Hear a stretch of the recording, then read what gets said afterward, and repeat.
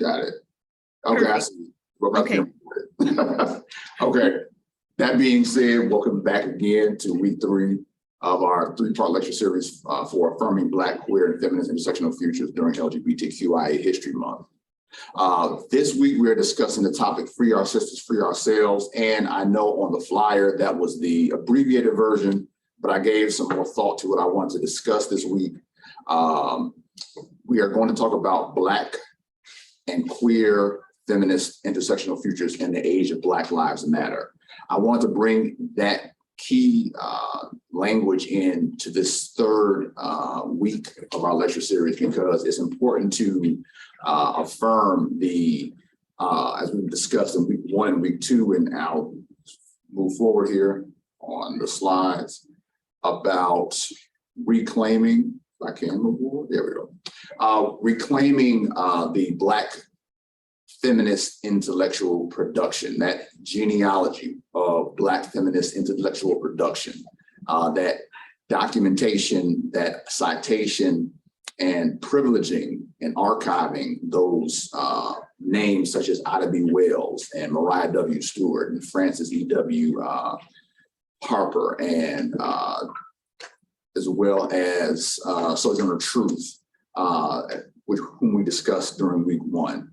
During first wave feminism, or what's also known historically as the suffrage movement around the right to vote in the 19th Amendment.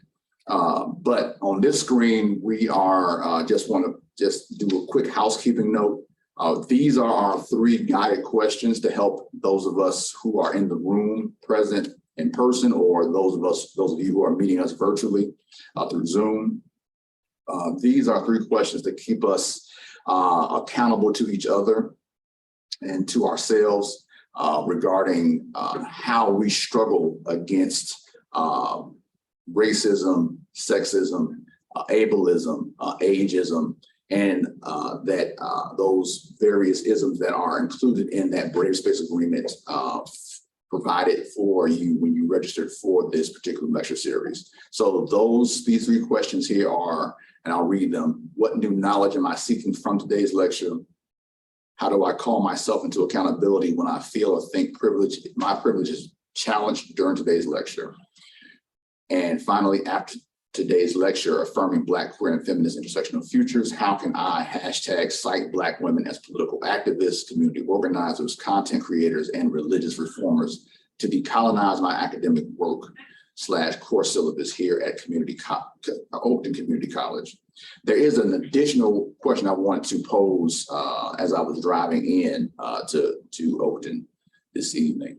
I want us to think about what does it mean to reimagine freedom, liberty, and safety based on that idea this week of Free Our Sisters, Free Ourselves, regarding these next few slides we get into for our discussion text for the week.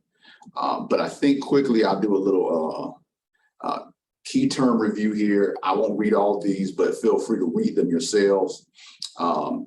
This week we're talking about 3rd wave feminism / 4th wave feminism. Because this is only a 3-part lecture series, I try to do my best to make sure I put as much information into this particular lecture series to talk about the conversations that are happening during this particular moment in Black feminist history, which is around the end of the 1970s, early 1980s, going into the 1990s and the early 2000s, bringing us up to today, to the Black Lives Matter movement, right? Black Lives Matter movement is important. It's an important part of this discussion because it's important to affirm the names of Patrisse Cullors, Opal Tometi, and Alicia Garza as Black, queer, and lesbian women who are the thought leaders, the scholars, the activists, the organizers behind Black Lives Matter. Too many times in our discussion around Black lives mattering in society here in the US and around the globe, we often think about or frame Black lives as Black masculine lives or Black male lives, facing police violence or facing mass incarceration or facing discrimination on the basis of skin color, right? It's important as we move forward to think about why the names of Patrisse Cullors, Opal Tometi, and Alicia Garza are important in this long history, right, genealogy of Black feminist thought and intellectual production. And these terms here are just here to help us think through those guided questions regarding reimagining what freedom, liberty, and safety look like, right? So let's move forward to our next slide. This is a little bit of historical background, a brief abbreviated historical background for our following slides that we're discussing tonight. Anita Hill's testimony during the Senate Judiciary Committee to stop the confirmation hearings of Clarence Thomas to the U.S. Supreme Court in 1991. The African American Women in Defense of Ourselves statement that was a paid ad in the New York Times in 1991, where there were over 1,600 signatories, all Black women. Rebecca Walker, who is the daughter of second wave feminist literary icon, who coined the term womanism, Alice Walker. Alice Walker also wrote the book, The Color Purple, which many of you may be familiar with. I'm sure if not, you need to go out and get your life and watch The Color Purple this month, because that is a Oscar winning film.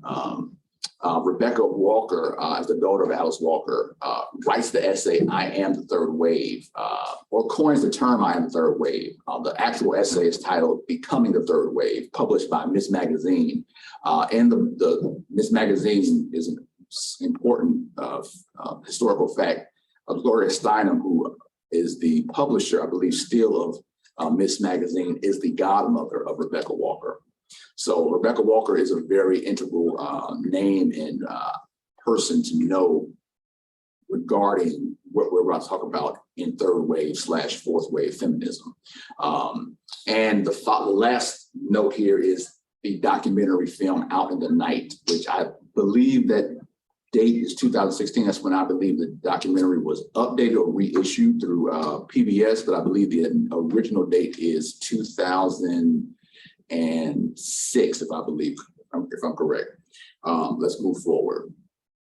And that documentary film also, let me back up a little bit, is documenting the LGBTQIA hate crime against 4 Black out lesbian women who were assaulted by 2 cisgender men in New Jersey, basically because they were rebuffing and defending themselves against gender-based street harassment. So, and we'll get more into that when we think about our discussion text here, the lecture series discussion topic text week 3. We have Invisible No More, Police Violence Against Black Women and Women of Color, written by Andrea J. Ritchie. The text there, or the subtitle, is Black Women, Girls, and Trans Folks Get Locked Up and Shot Down Too. Reclaiming Our Space, How Black Feminists Are Changing the World from the Tweets to the Streets by Feminista Jones. Hood Feminism, Notes from the Women That Have Been Forgotten by Mickey Kendall. She's from Chicago, shout out to the South Side, Chicago. As well as Abolition Feminism Now, written by a icon, legendary, living Black Power movement, Black Freedom movement, scholar, activist, author, Dr. Angela Davis, and her partner, I believe Dr. Gina Dent, and Beth E. Ritchie. Beth E. Ritchie is in no relation to Andrea J. Ritchie, although they claim each other as sisters in struggle against the prison industrial complex and racism and sexism and police sexual violence that targets Black, queer women and girls of color in the US. Let's move forward. This is just a title card sequence from one of my favorite shows, Supernatural. I just wanted to give us kind of review briefly. I already done a little bit of that, but this is the road thus far. This is for educational purposes only. All rights are reserved by the CW Network, LLC. Just putting that disclaimer out because this is being recorded. Week one, we discussed this particular image for giving us a framework or an idea around the timeline historically regarding the various waves of feminism. If you look to your right, you see that the dominant image is that of a white woman, right? And this is by and large the reason why Black feminism, or one of the main reasons, I'll say, Black feminism exists as a counter narrative to mainstream white feminists who oftentimes in historical context, as well as in modern context, fail to recognize their privilege on the basis of whiteness. Many times white mainstream feminism talks about womanhood, but excludes Black women on the basis of either race or gender, right? And that is even further complicated or becomes more complex or interconnected or overlaps in terms of oppression when you have sexual orientation or disability status or citizenship status, right? So if you read through this, you can see that the first wave talks about politics, wave two is economic, wave three is what we're talking about this particular week, as well as wave four. And I'll do my best to make sure we can get to wave three and wave four together because wave three and wave four are in conversation with each other. Regarding the waves of feminism, this metaphor.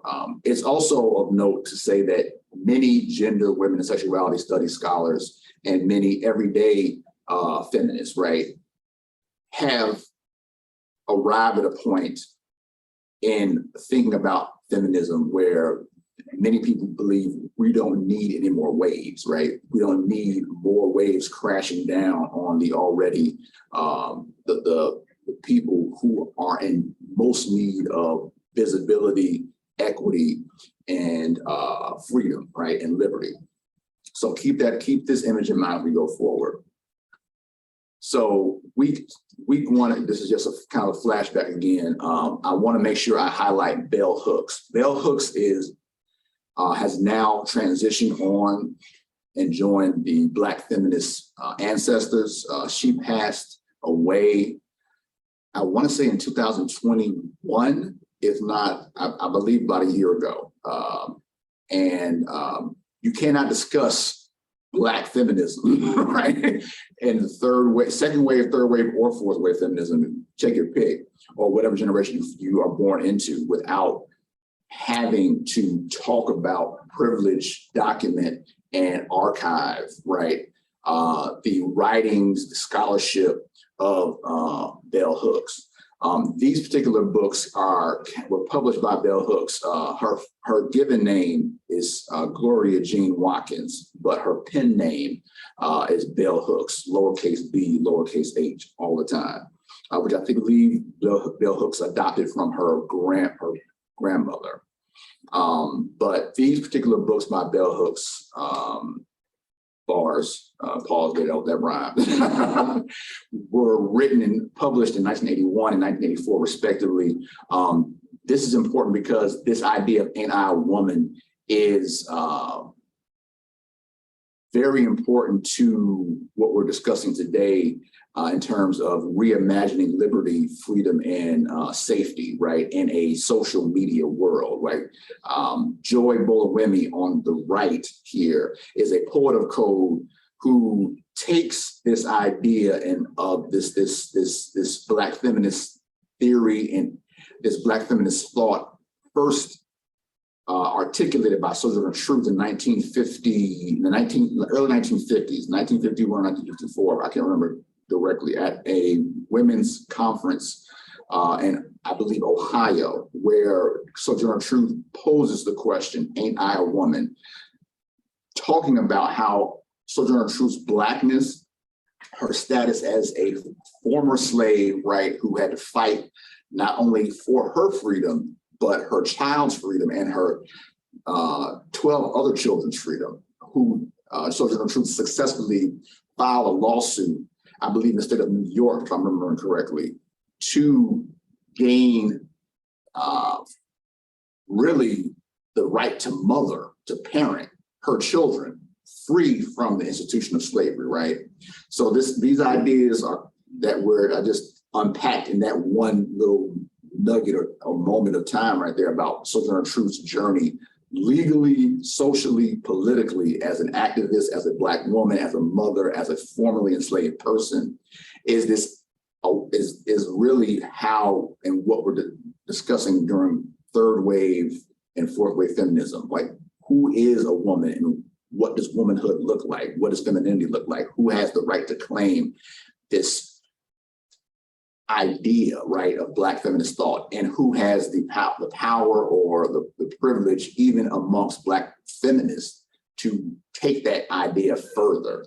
And I'll play a little bit of this clip here. Comes into view in a time when Sojourner Truth asked, "Ain't I a woman?"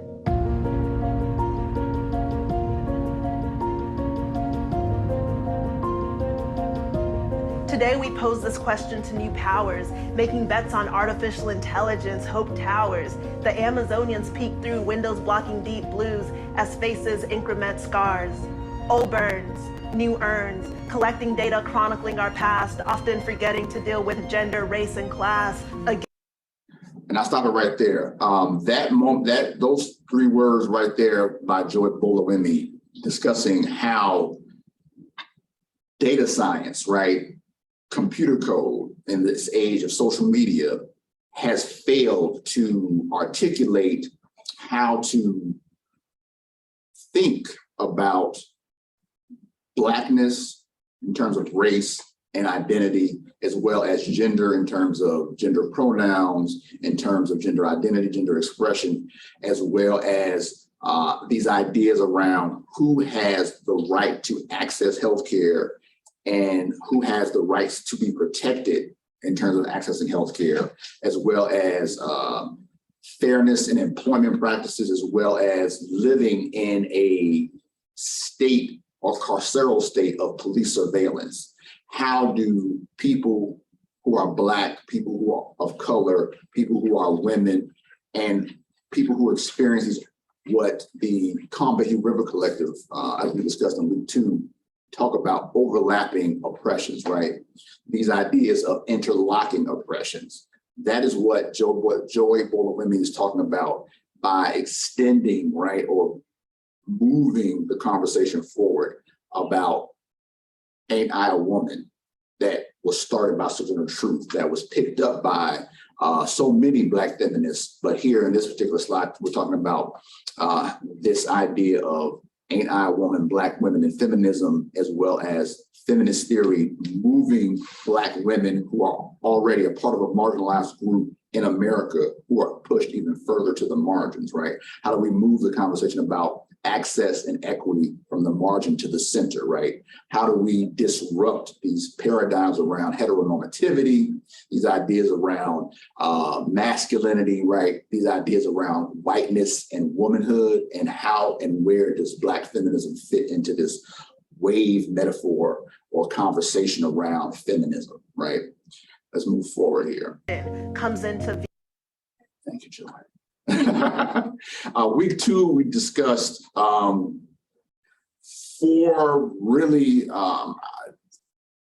interesting ideas that politically really lay the groundwork for the gay and lesbian liberation struggle, as well as the idea and identity around why trans women, transgender people, why the transgender non-conforming, as well as non-binary community were pushed out really by white, gay, lesbian activists who were fighting for assimilation into American mainstream ideas of being legally protected to marry, but at the expense of people like Marsha P. Johnson, as well as Miss Major Griffin Gracie, and I'll stop right there and name those two people because they were integral to this moment around the Stonewall Rebellion, right? Here on the left, we see this, the Silence Equals Death project, which was imagined by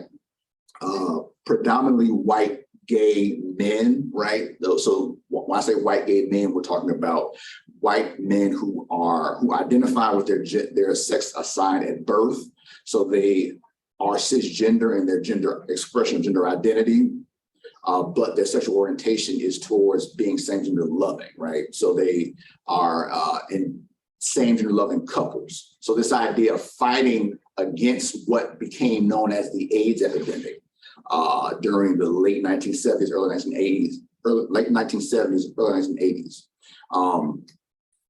And on the right, there's an image or a video that I recorded documenting or inspired by what is known as ACT UP, the AIDS Coalition to Unleash Power, from the show. Than you are about our government spreading lies about us in an effort to kill us.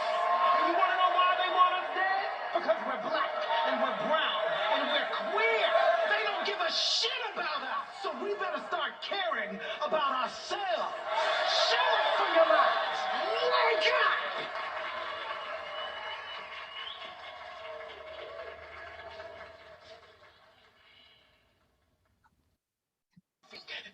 And I'll stop it there. This moment is from season 2, episode 1, All Rights Reserved again by Pose FX and Ryan Murphy. But this moment in the season or the series was inspired by the activism of the organization ACT UP, right? So that being said, we're talking about what does it mean to be Black, queer, trans, and ballroom culture, right? To claim freedom for gender identity, freedom for gender expression, freedom to love and have access to antiretroviral drugs such as AZT at the time in the 1980s, which was approved by the CDC under the Reagan administration, right? And what does that mean in terms of political administrations that followed the Reagan administration, such as George H.W. Bush, Bill Clinton's don't ask, don't tell policy in the military, and where we are now in fourth wave feminism regarding access to PrEP or if I remember correctly, pre-exposure prophylaxis, right?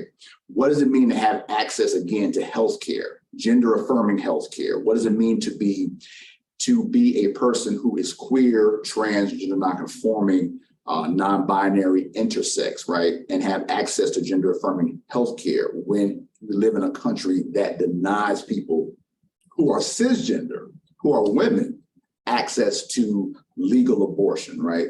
Access to now potentially with the overturning of Roe v. Wade, access to birth control, right? What does it mean to talk about being sex positive, right, and feminist, right? These are the ideas we're about to discuss as we move forward. Than you are about. So this moment here is discussing these 4 women that are integral to this idea of I am the third wave, right? That was coined by Rebecca Walker on the right, I believe, of my screen. Hopefully it's right on your screen, if not to your left. But Rebecca Walker, the daughter of Alice Walker. But let's start from our left and work our way to right.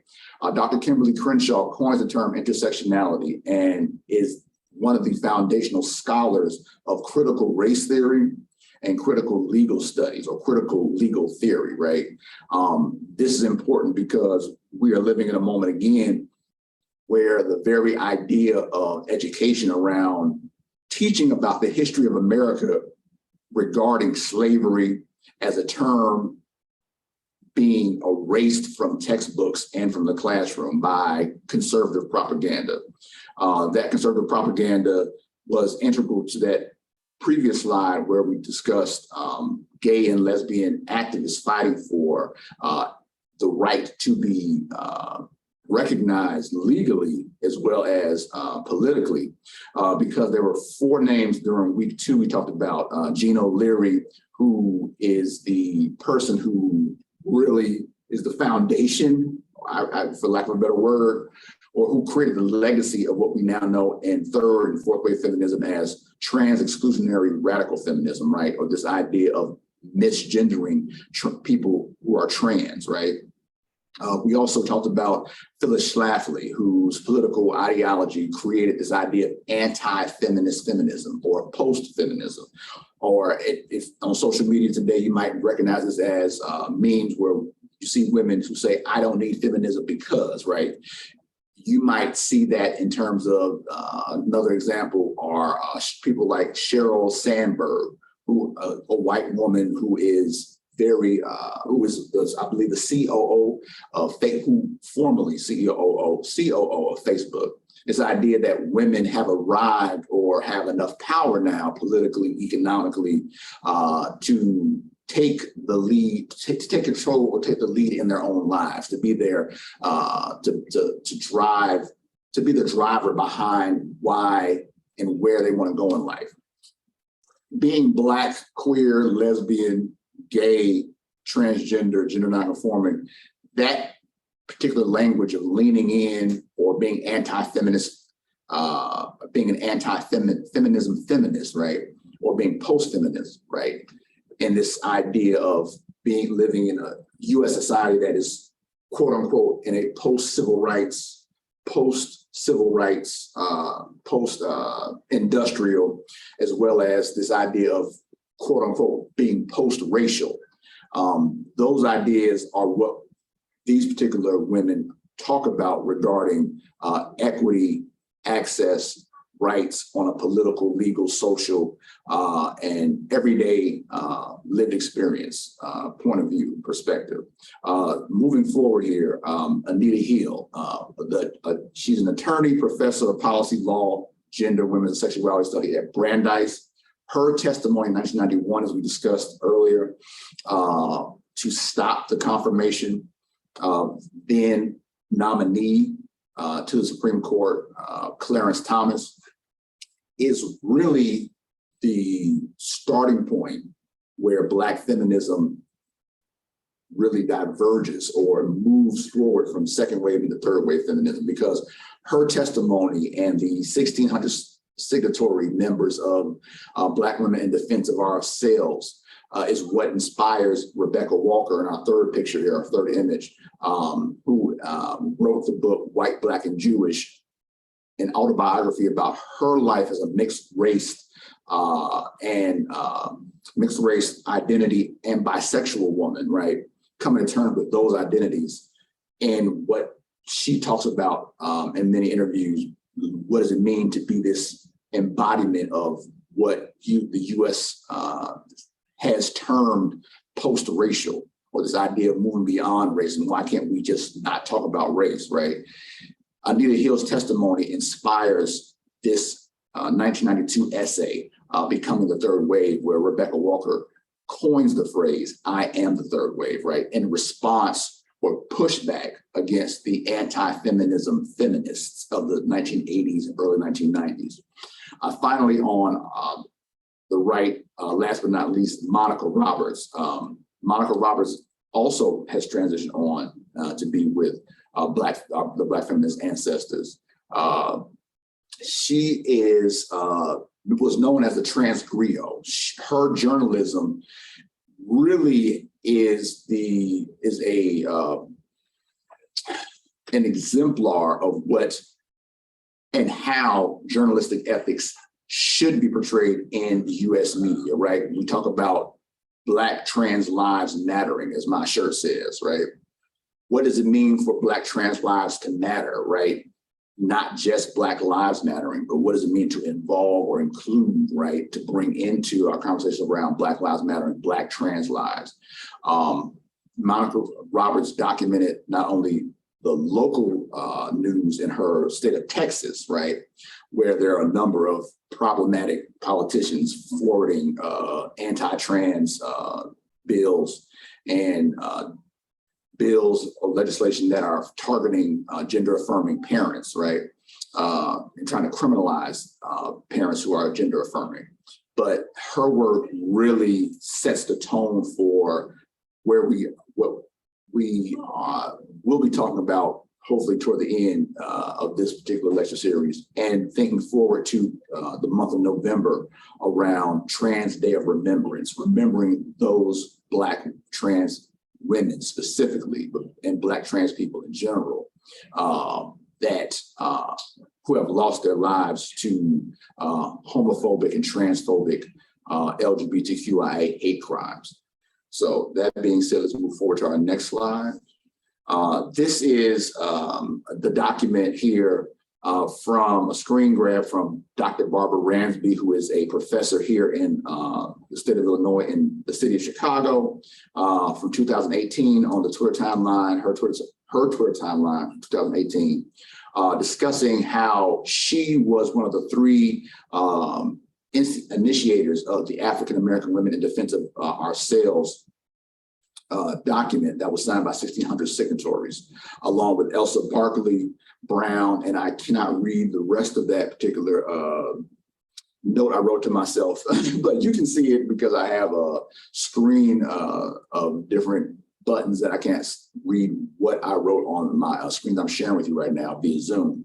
But this video on the right is Dr. Kimberly Crenshaw in a TEDx, I believe from 2016, talk discussing her work as a foundational scholar of critical legal theory, critical race theory, and how she came to coin the term intersectionality, dealing with Black women, one Black woman in particular. I believe, is Rebecca, or the last name is DeGraffenreid. Reed. But Ms. DeGraffenreid was a woman who was trying to file a suit against a potential employer who did not hire her on the basis of being Black and a woman.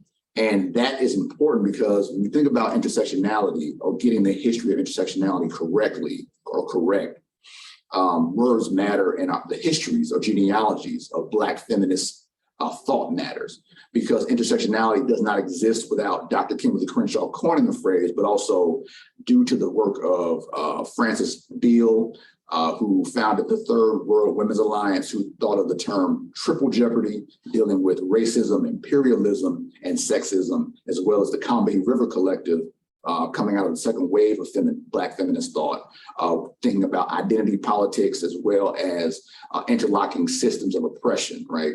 So intersectionality does not exist without Black women. So I want that note to be made as we move forward. I won't play this video because I'm not sure what time we are at right now.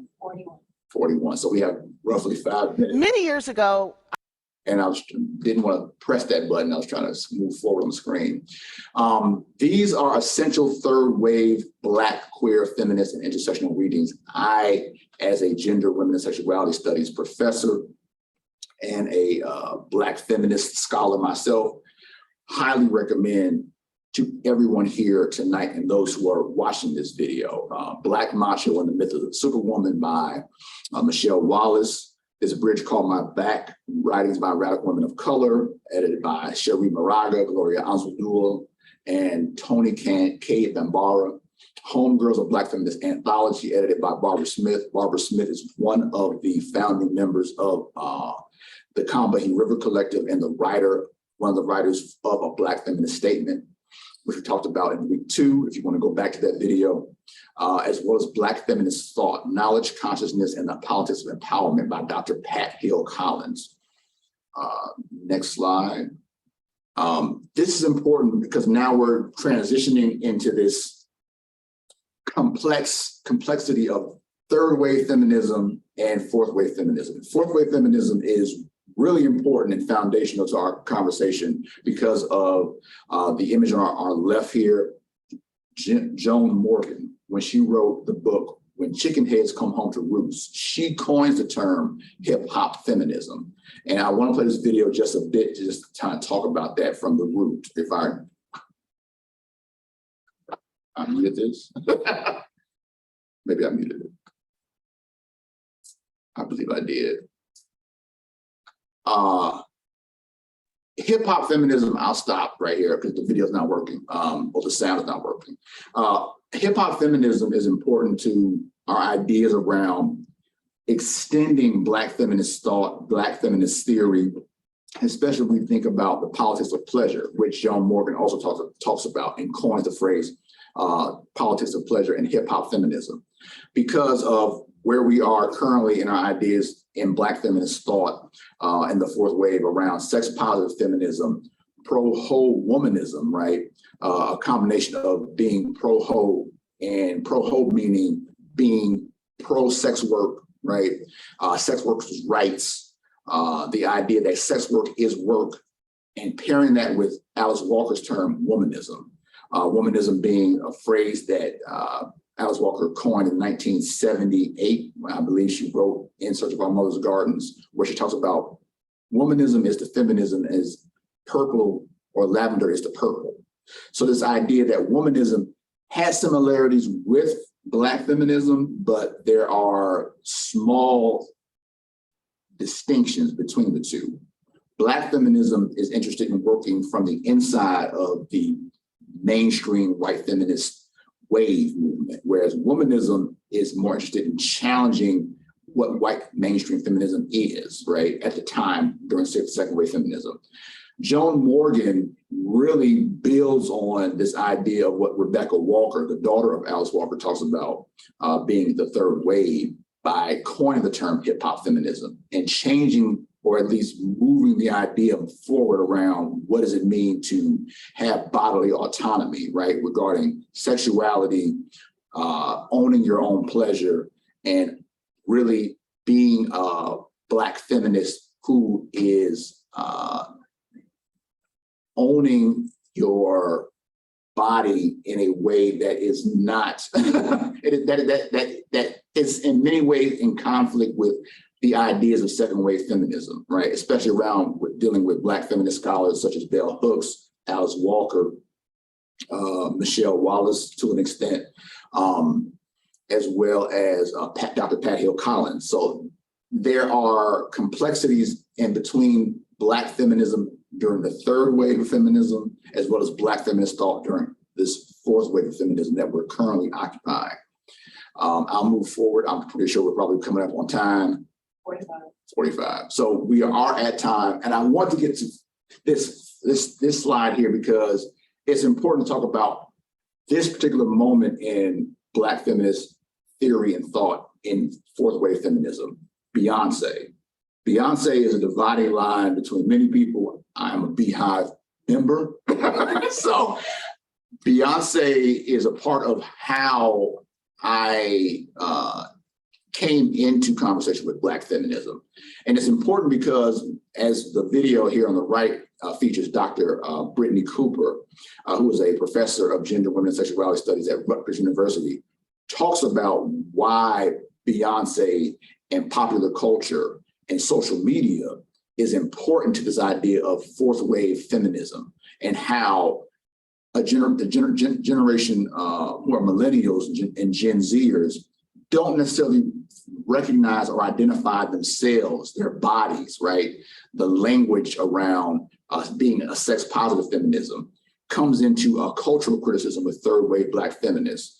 And the next slide deals with that more in depth, but I'll stop right here and just in the interest of time and take questions.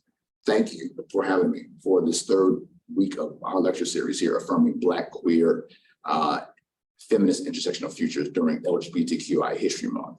Thank you again. Thank you so much, Brandon. If folks have questions or comments, please put them in the Q&A. Thank you. I see two potential comments in the chat. Oh, that was just me. That was your. If there do we have anybody in the Zoom room? We do. We have some folks in the Zoom room. Okay. Maybe folks are taking time to get some questions. Oh, we do have a question here. Let's see. We have two. I'll move forward to my last slide here. I think it's funny. Anorta says this was an awesome speaker. Excellent, excellent. Yes, I agree. Alicia Cunningham says, thank you so much for your time and words. Thank you. Brennan, can you, I guess, elaborate a little bit more on, so this wave feminism about being sex positive and how that comes into like clashing with the third wave of feminism? Yes, actually, there's a slide here that gives us context for that. Let me backtrack a little bit from one of my favorite Beyonce gifs, which I think is from the Super Bowl, where she performed, or one of the Super Bowls. Let's see, I think it's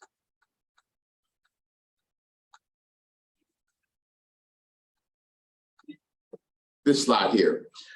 This idea here where I talked about how third wave Black feminist scholars, such as Bell Hooks, with all due respect,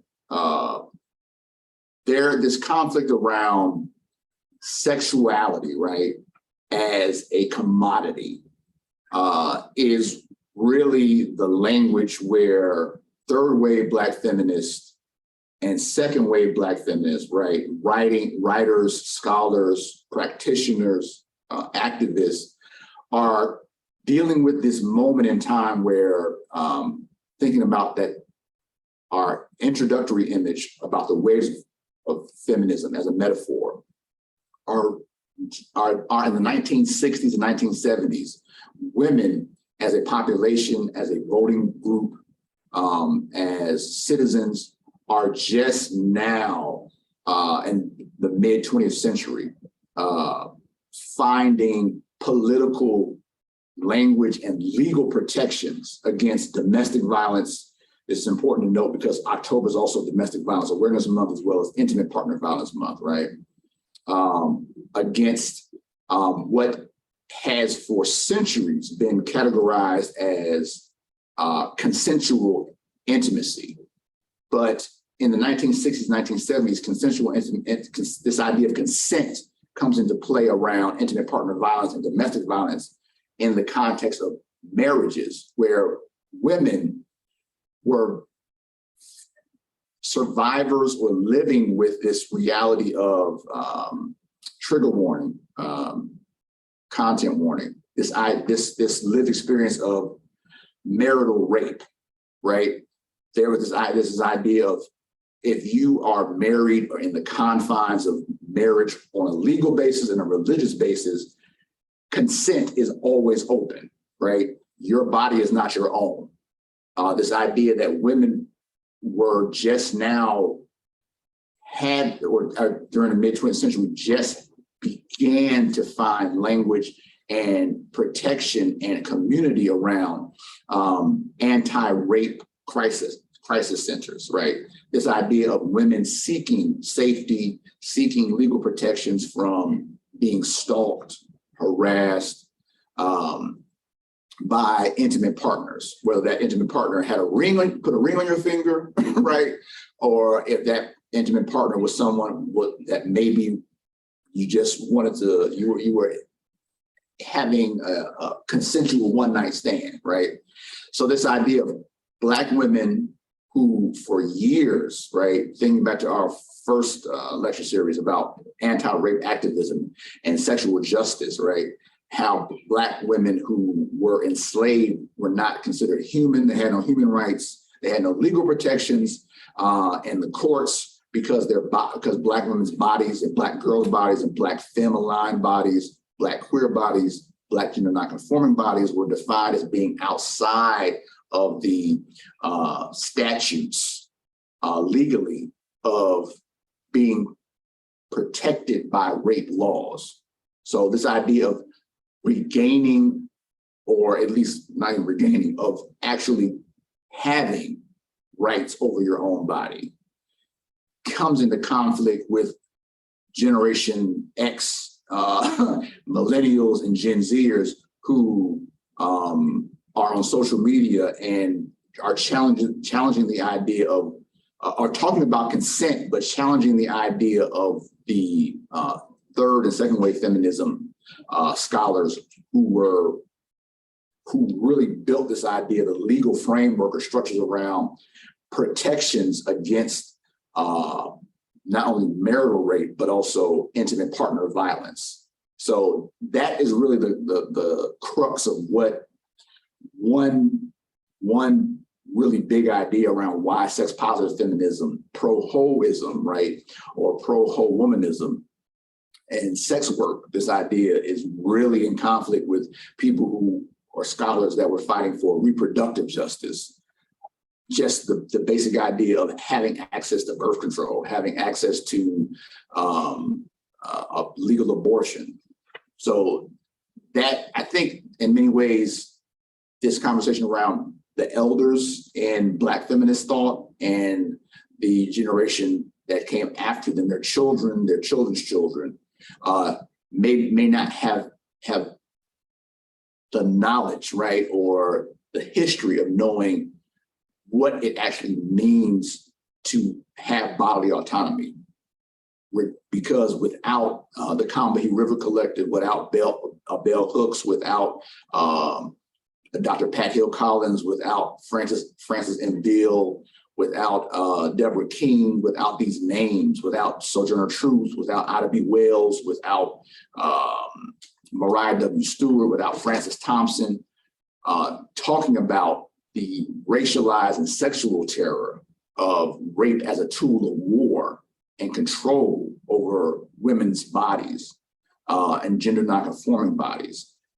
That is I think that's the cognitive dissonance, and that might be a better word. That was a long answer. Hope I answered your question. You did. Thank you. I did have another question. I saw you had some slides in there around adultification. And so Yeah. I would like if you could touch on that a little bit, and how does that play into all of this? Yeah, adultification bias. This term comes out of this 2017 study by Georgetown Law, Policy and Law Review, dealing with hypersexualization and adultification bias. This idea that Black girls are held to an adult standard, whereas their white counterparts or white peers at the same age or the same cohort are seen as children. So this idea of innocence and childhood has always been at play in the American imagination, which is what I talked about at the beginning of our lecture series tonight. What does it mean to reimagine liberty, safety, and freedom, right? In the age of Black Lives Matter? How do we discuss this idea of these racialized and gender tropes when we think about how the labels of Black women and girls being categorized as mammies, right? Jezebels, sapphires. On the left, the image here talks about being a fast-tailed girl, which Nikki Kendall talks about in her book, Hood Feminism. And you can go online on Twitter and just type in the hashtag fast-tailed girls. And there's a number of Twitter threads discussing what does it mean when Black girls or Black girlhood is basically Black girls don't have their childhood or innocence protected equally, on socially speaking, right? In an educational setting. How Black girls are punished at a higher rate compared to their white counterparts. So that idea of what adultification bias is, stating that Black girls are held to an adult standard, regardless of their age. And if you're an adult Black woman, right, you grow up with these ideas, these standards, where you have to kind of police your gender, you have to police your body, police your safety in a way that your counterparts are more free to make mistakes and have people who are in their corner to give them support, and basically you're not being victim blamed on the basis of your skin color and your gender. That's what adultification bias and hypersexualization is really talking about in this particular slide here. And it's also because this idea of adultification bias and hypersexualization is internalized. The same way misogyny is internalized, the same way sexism is internalized, the same way heteronormativity is internalized, and homophobia is internalized for people who may identify or do identify on the gender spectrum. You grow up in a society where those societal pressures or those gender norms, those gender schemas, to borrow a term from sociology, those gender scripts, social scripts are basically given to you or reinforced through the behaviors of people who are supposed to be your mentors, your teachers, your parents, even religious leaders, political policymakers, right? So this idea of adultification bias is really about really holding Black girls to a higher standard and basically being told you must know more about sexuality, you must know more about life because of racialized gender stereotypes. Thank you. Yes, you're welcome. Go ahead. Okay, so try to stay with me. Okay. So you talked about something that was very important when you said basically something around the importance of language and how because things were being identified through language, it became, how can I explain it? Like women were able to say like these things are happening because of language. Like they were able to identify like, oh, this was happening to me because of language. Right. I was gonna ask, do you feel like as language continues to change and become more modern through time and things like that, there will continue to be new waves? Of feminism? Yes. Well, that's the moment we're in currently. That's a good question. There are people who are scholars and those who are just everyday, people who are feel comfortable identifying as feminists, right? Because feminism is not always the most welcoming space, right, or ideology for women and girls, people who are not performing or non-binary. As a scholar, yes, there'll probably be more ways because there are always more scholars documenting, doing research, archiving. So there'll be people who want to name new ways because there are people who believe we are in a fifth wave because of COVID, right? COVID realigned and reoriented everybody's life on a global scale and on an interpersonal scale, right? So yes, because of the academy documenting and archiving and researching and being a for-profit institution, there will be more waves. So sorry. So would you say that these waves of feminism that keep happening, are they due to historical events that are happening in that time? Or would you say it's because people are finding the language behind what's happening? Both and. Okay. Yeah. People are finding the language. People are finding language as well as they feel safety in utilizing language to either reclaim the parts of their lives where they did not have language, whether it's some sort of trauma that is experienced in childhood, possibly, or something that is experienced. It could be generational trauma. It could be generational based on population or community, right? Or observing, right?